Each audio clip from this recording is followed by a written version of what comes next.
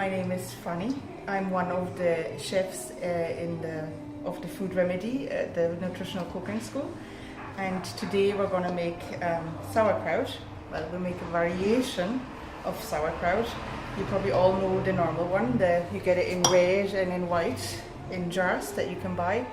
We make a spicy version of that. So we start with grating all the cabbage. I chose these white cabbages. They're nice and dense and they're easy to cut, and they're actually quite mild in taste. You can also get the green cabbage here, but it would be much stronger, and sometimes it doesn't last as long as the white cabbage, so we choose this. You can also cut the cabbage with a knife, but it's a lot of work, and I'll show you the difference when you cut it. It's still quite firm in comparison when you grate it. It's already a little bit broken down. So I find it easier to work with the grated one, or the one that I use the mandolin with. So I quarter my cabbage, and then not too much pressure. Grate it. So we have a good bit there, that's enough. And then we use a bit of sea salt to draw the water. So for this is about a head of cabbage, 2 good pinches, and then we start massaging this in. You can squeeze it a bit, and then you can leave it stand for about 10-20 minutes, and you can see how the water comes out, and that is the water that we need to preserve the sauerkraut. And while this happens, we'll make a little spicy paste. So I brought some chili and some ginger and some turmeric and a few nice leaves of basil.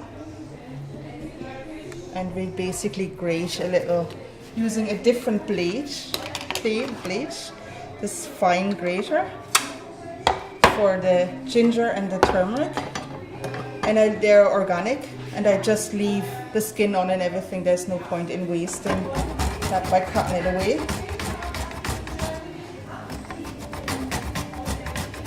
And just grate this.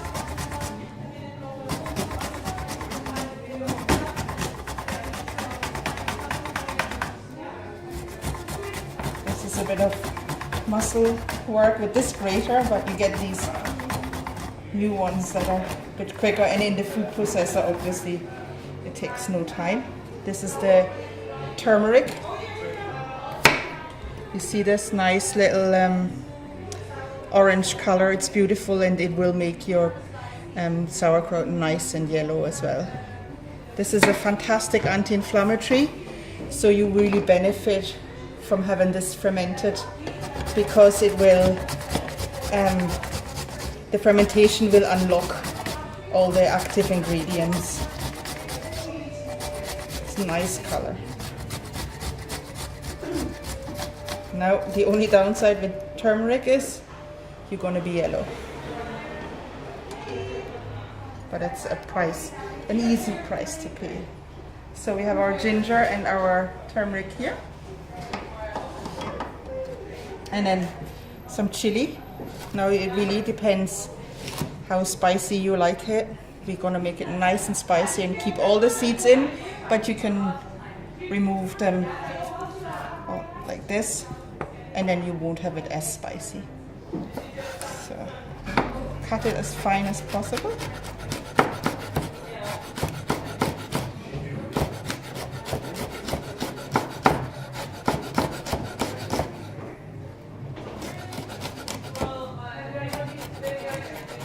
So,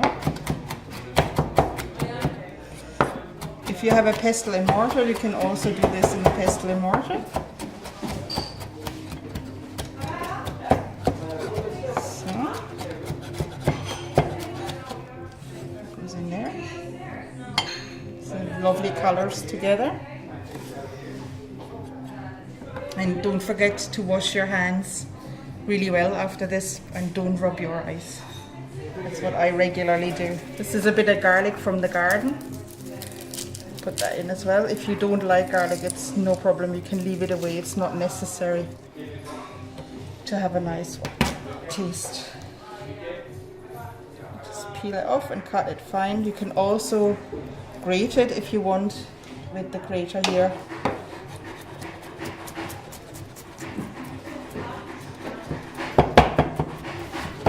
Cut it fine. And just make a little paste. It's easier, it's broken down and it's easier to digest. So, in there, and then we add a bit more salt. The salt is the preservative in the sauerkraut in general, and it keeps away the unwanted bacteria. It lets the bacteria that is beneficial to us grow, and the unwanted one, it kills off basically. So that's why we always need salt in fermentation. So you can squeeze it a bit. So this is kind of a paste. You can make a paste in the pestle and mortar or in the food processor, but this will do.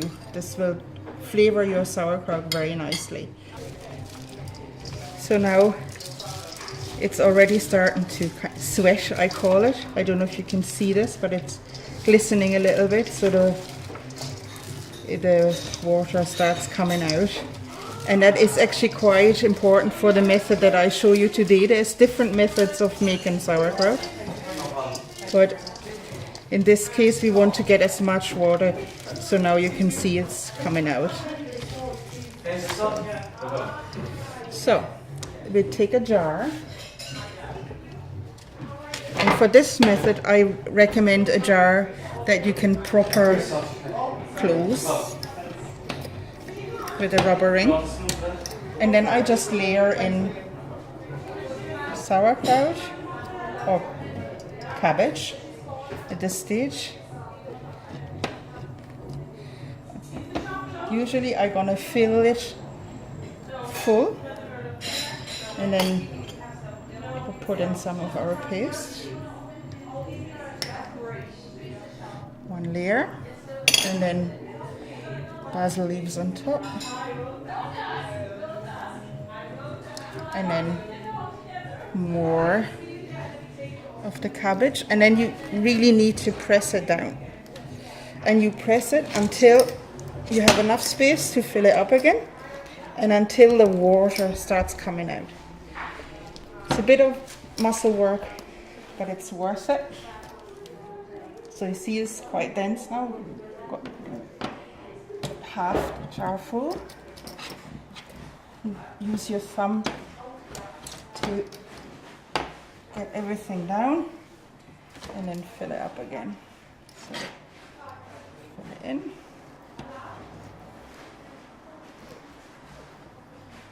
And more of our paste.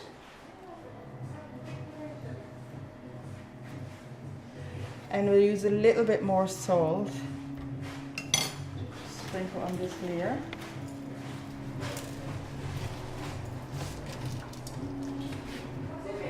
Basil. And more cabbage. Keep saying sauerkraut, but because it's almost there, it's as easy as that. So just press it all down. And you can see now how the water comes up to the top. That's what you want. That's what you need. So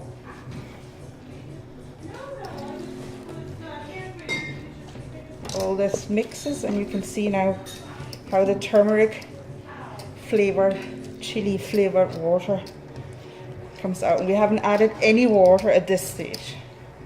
It's only what's in the cabbage. So, one more layer. This is going to be nice and spicy. There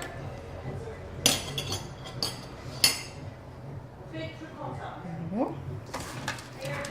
see how much we get in there now. So if you think this is a small jar, and we have almost a head of cabbage in there now. That's how much you can squeeze down. And then you get a lot of portions out of. See this, all this. With this version of making kimchi or sauerkraut, you don't really add any water or brine to it. You just rely on whatever comes out of your kraut, your cabbage. But what you have to make sure is that for the time you ferment, that the level is above the cabbage. So this needs to be covered, because otherwise the top will go off. I just make sure I get enough water out of it as I possible can, and that it's filled up like this right to the rim, and then close it up, and you make sure it's tight, airtight, and then you leave it ferment like this. So this is your end product, and the only thing that you have to do then is every second day you just open it and burp it. Basically let the gases out and close it again. If you leave this for 2 weeks, it's absolutely delicious. It's ready to eat. You can ferment it for 4, 6, 8 weeks if you like.